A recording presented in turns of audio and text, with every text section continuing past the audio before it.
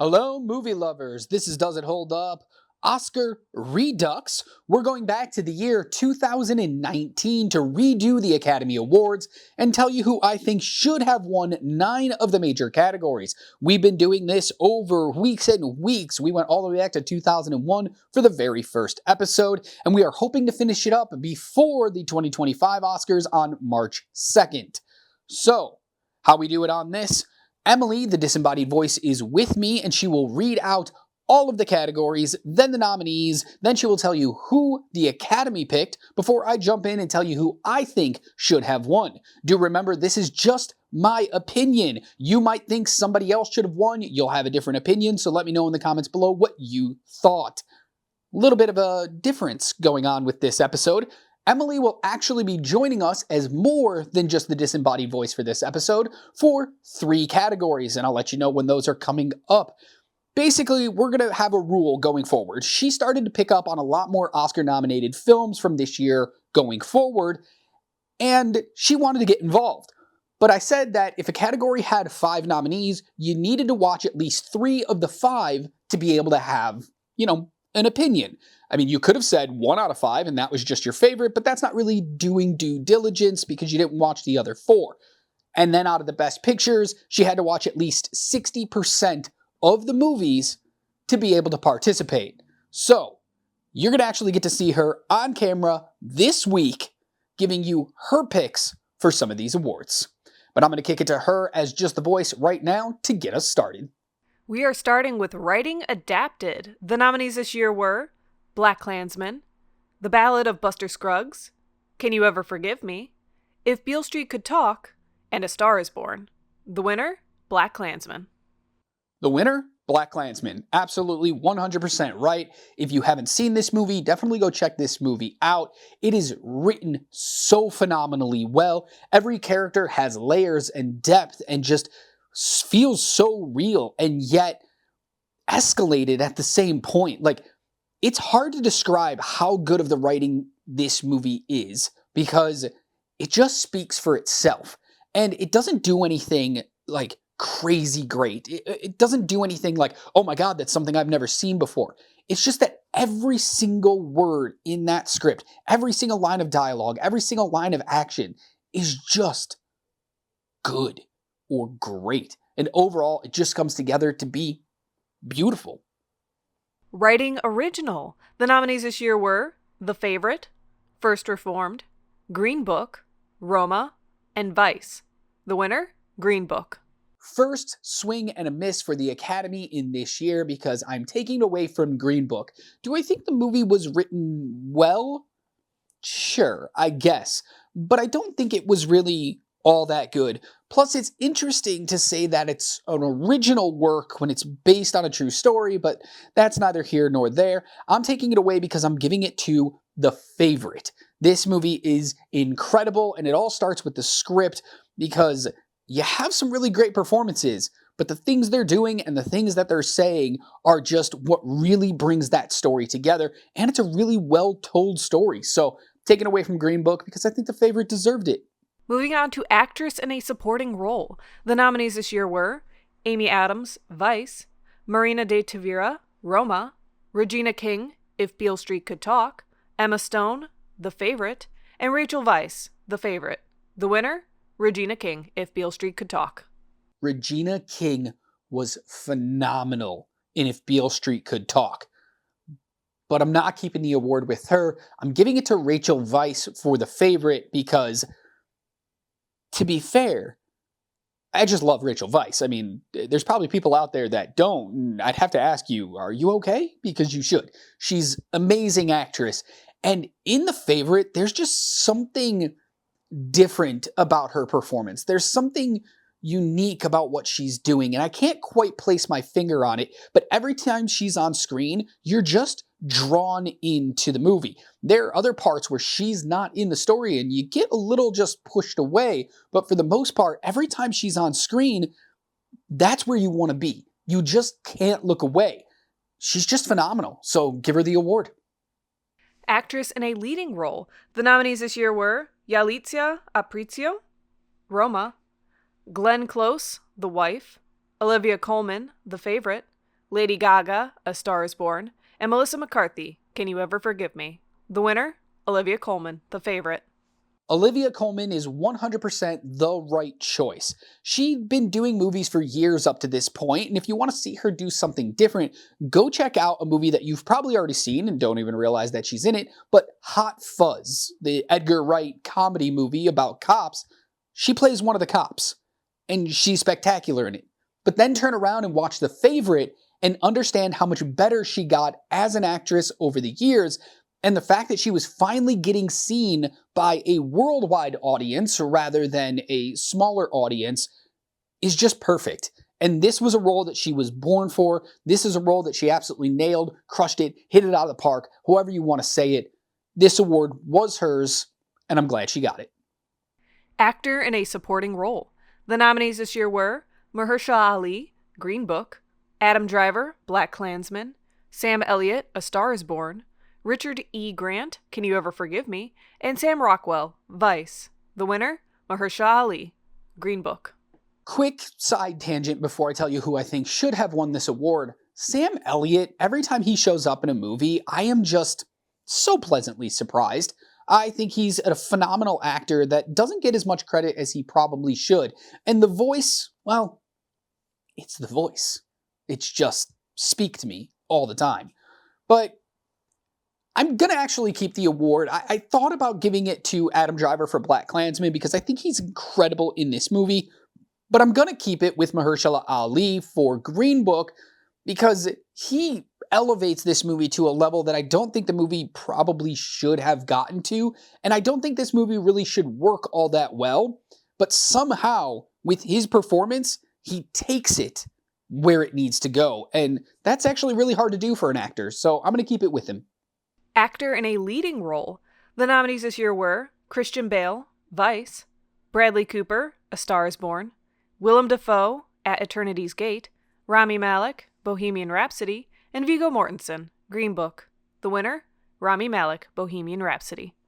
We all love Queen. We all know Queen. We want to sing along, and Bohemian Rhapsody isn't the best movie. In fact, it's not a very good movie at all. We just love the music so much that we convinced ourselves that this is a really good movie. And maybe that's why Rami Malek won. But did he deserve it? Yeah, I think so. I mean, you're playing Freddie Mercury, this larger-than-life character, and you're trying to bring him to life for a bunch of people that may not remember him or have ever seen him. And then when they play side-by-side footage at the end of the movie, you're like, holy shit. He absolutely knocked it out of the park, and I'm glad that he got recognition for it. Before we move on to the next category, though, I'm going to kick it over to Emily because she actually has thoughts about this category. I'm actually agreeing. I keep it with Rami Malek because I'm a sucker for biopics, number one. And number two, the fact that he was able to mimic the mannerisms, the voice, the kind of character that is this guy, Queen, basically. I know it's not his name, Freddie Mercury. But the fact that he was able to bring him to life again, basically, he deserved it. Next is Best Animated Feature. The nominees this year were Incredibles 2, Isle of Dogs, Mirai, Ralph Breaks the Internet, and Spider-Man Into the Spider-Verse. The winner? Spider-Man Into the Spider-Verse. Academy, Academy, Academy. I don't disagree with you at all because Spider-Man Into the Spider-Verse is not only the best animated film of this year, it might be the best animated film of the decade. And that's saying a lot because there were a ton of good animated films during the 2010s. Yet Spider-Man Into the Spider-Verse just feels leaps and bounds ahead of every other movie that came out in the decade. And I'm talking about the small budget, the big budget, the every budget. It doesn't really matter. This movie was one that everybody walked into and they were like, we know Spider-Man, but you don't know this Spider-Man. We've seen animated films, not like this one. There was just something so unique and special about this movie, and it came at the most perfect time that it could. And the fact that I vividly, in my head, can remember that scene where he leaps off the building and the soundtrack hits really hard, and he's falling through the air upside down, and it's just like, I'm pumped. Let's go fight some crime. This is 100% the right choice, but let's see if Emily agrees. Is there even a question, honestly? If this was in the Best Picture category, I probably would have given it that. I think it was the best movie of the year, hands down. Best Directing. The nominees this year were Alfonso Cuarón, Roma, Yorgos Lanthimos, The Favorite, Spike Lee, BlacKkKlansman, Adam McKay, Vice, and Pavel Pawlikowski, Cold War. The winner? Alfonso Cuarón, Roma. This is a extremely tough category for me this year because Yorgos Lanthimos with The Favorite, incredible director. Alfonso Cuarón with Roma, incredible director. Spike Lee with BlacKkKlansman, incredible. Even Adam McKay with Vice, incredible. I think those four are just so good that it's really hard to make a final decision. Do I have enough to take it away from Cuarón and give it to one of the other ones? I think I do. I think you should actually, and I would, and the Academy probably should, have given the award to Spike Lee for BlacKkKlansman because, number one, they love giving out these Lifetime Achievement Awards. These, hey, you probably should have had an award 20 years ago, but, we f***ed up and never gave it to you, so haha, here you go, making up for it. And this was a really good opportunity for them to do it for Spike Lee. And the movie itself is just, it's an interesting story. I mean, I gave it best writing because it is best, but it's kind of a boring story until it gets in the hands of Spike Lee, who takes it into this absurdist, realist comedy drama area and turns it into something special. I think in the hands of anybody else, this movie falls incredibly short and doesn't get nominated for any Oscars at all. But because you gave it to such a seasoned director who has such a visual style and a great sense of directing, that's why this movie works. That's why it's one of the best movies of the year. So they should have given it to Spike Lee. And finally, Best Picture. The nominees this year were Black Panther, BlacKkKlansman, Bohemian Rhapsody, The Favorite, Green Book, Roma, A Star is Born, and Vice. The winner? Green Book. Okay, I might get some hate here because I'm not going with the traditional choice that I think a lot of people would have gone with this year. I am definitely taking it away from Green Book. That is not one of the best pictures of the year. It's the best picture. It should have never won this award. This is on the level of when Crash won in 2004 and everybody sat there going, what the actual hell? Well, how did that happen? I know a lot of people are probably like, we'll give it to Roma. Just do it. Give it to Roma because that's the right choice. And you're right, but I'm not gonna. I'm actually gonna give it to BlacKkKlansman because I do think this was the best movie of the year. From the ground up, this movie is spectacular. It can speak to so many people. It has such a wonderful story, a wonderful message. The directing off the charts. That's why I gave it to Spike Lee. The performances are just incredible across the board in this movie.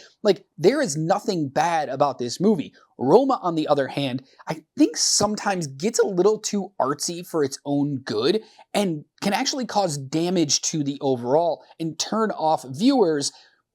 And that's not exactly what you always want to do with art, especially with a story like Roma, where you want people to be more included and to feel like they understand what's happening. And I'm not sure Roma ever reached the heights that I kind of wanted it to. So I'm taking it away from Green Book. I think everybody would. And I'm giving it to BlacKkKlansman. And for the final time, let's check in with Emily. I can see why they gave it to Green Book. I can. I think it's a decent movie. But I would take it away from them as well, and I'd actually give it to The Favorite. I thought it was a very interesting film. The acting was wonderful. It was visually wonderful. And it's like a car crash. You couldn't look away from it. I thought, the best movie of the year. Minus Spider-Man Into the Spider-Verse. All right, that's it for the show this week. Thank you, Emily, for actually joining us, getting on camera and giving your opinion about a couple categories. Over the coming couple episodes of this, you're going to see more and more of her. She started watching more and more of the Academy Awards. And we'll be back again later this week with a couple more videos, some new fun stuff. So make sure you like, share, subscribe, all that good stuff. Thank you for joining us to go back to 2019 to redo the Academy Awards. Let me know in the comments below what you thought. And until I see you again, just remember to be good to yourself, kind to others, and keep watching movies.